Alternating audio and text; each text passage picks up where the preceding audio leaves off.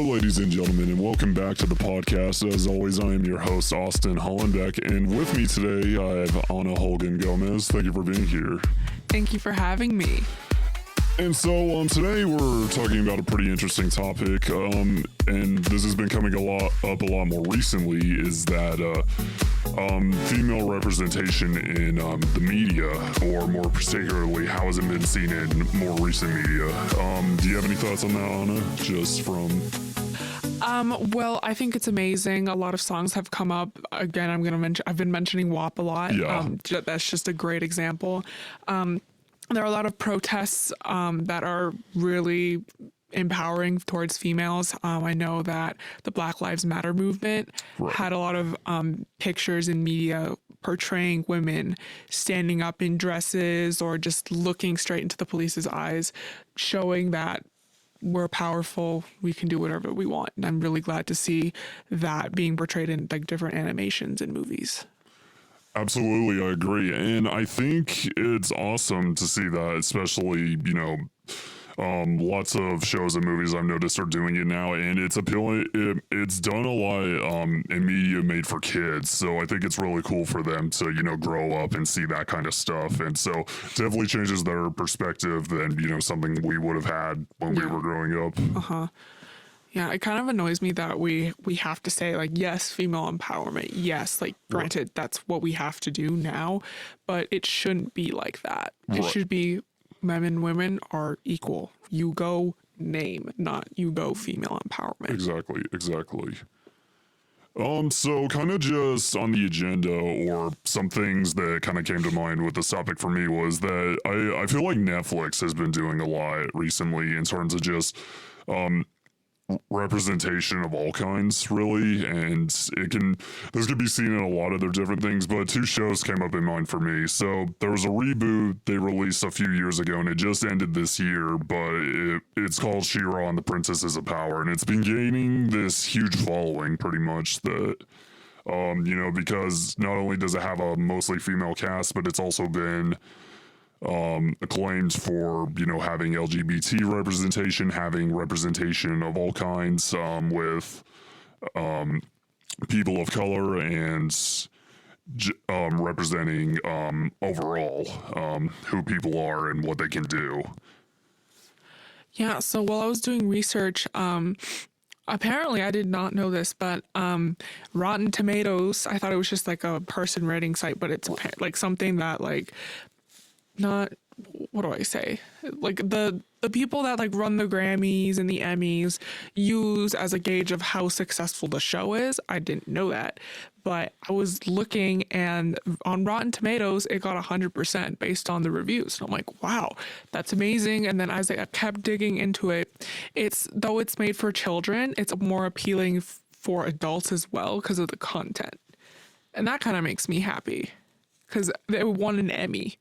And it won a lot of awards, and that makes me really happy to have a reboot that was, in the 80s? Yep. Yeah, to have a reboot and have more success and gain a lot of following in modern day. Absolutely, and yeah, no, it's very cool, I think, because it kind of took something that was more generic. I mean, if you've ever watched, like, Masters of the Universe, it's corny as hell, pretty much, but, But they pretty much took something like that, and they were like, okay, we could do more with this. We can, we can actually, make the characters more interesting. We can build something off of this, and it worked out perfect, I thought. Like expand the idea. Yeah. Make it more modern, almost. Mm-hmm. Mm-hmm. And then, so kind of going off of that, there was another show that just came out this year and ended this year, sadly. Not because it got canceled, but just because apparently they just wanted the show to last 3 seasons, although apparently the creator is pushing for more seasons, but that is Kipo in the Age of Wonderbeasts. Now, this was kind of a show at the beginning of the year when it came out. I kind of found out about it on an ad through Instagram. I was like, okay, this show looks kind of cool. And yeah, no, it's something else for sure. Like, the animation's great, but it definitely has that female representation in just the main characters, and also just the obstacles they overcome in their life. Mm-hmm. Yeah, definitely. again, Rotten Tomatoes 100%. And apparently at the first 2 seasons, the third season wasn't like reciprocated as well. But from the research I've done, it's been compared to shows that I grew up. I don't know if anyone else grew up with it, like Gravity Falls. Right. It's been compared to that. Yeah. Steven Universe. And that just like brightens my day, because this is it's a cartoon, kids can see it, that's great. So I'm glad that they have something like this show to help and like help them grow up to be good human beings that respect everyone and look at everyone as the same, regardless of their skin color or their sexual orientation. Right. And yeah, no, and that was a huge theme throughout the show, is that just, you know, representation matters, that, you know, that unity is important, especially in these times. And that's actually something I really appreciated about the third season, and not to give any spoilers, but just that, you know, because there's this ongoing idea that, you know, that certain groups of people are, you know, like, you know, in this case, you know, mutants and humans can't live together, but in the third season, you know, it's kind of like, then there's this one scene that really stuck with me, and it's like that, you know, like their parents are fighting because they're like in different organizations, like their groups can't be together, but then the kids are like together and they love hanging out with each other. They don't know hatred, so it's just, I don't know, I feel like that means a lot, you know. It's just, It's almost like pure. yeah. Ooh. We don't have a lot of that these days, unfortunately. No, unfortunately not, but it's cool to see that, you know, there's still some that can throw that in there, or try to get it out there anyway so people can see it, but... Yeah, of course, yeah. And, any other thoughts, or just... Well, I know that, I guess creator or like influencer, I guess, because he has like a YouTube channel, but the Collider website, Okay, sure. and like YouTube channel by Steve Weintraub.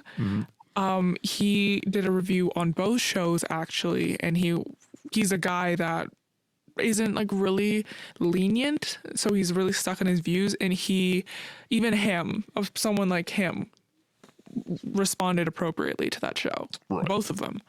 Yeah, no, absolutely. And it, like I said, both have been getting incredibly positive feedback, and I just hope that definitely continues to shape, you know, what kind of content we get in the future. But nonetheless, I'm excited for it. So Yeah, I'm excited for future shows to represent more and more and more until everyone is just represented the same. absolutely, absolutely. Well, thank you again, Anna, for joining us, and we will catch you all next time. Thank you so much for listening.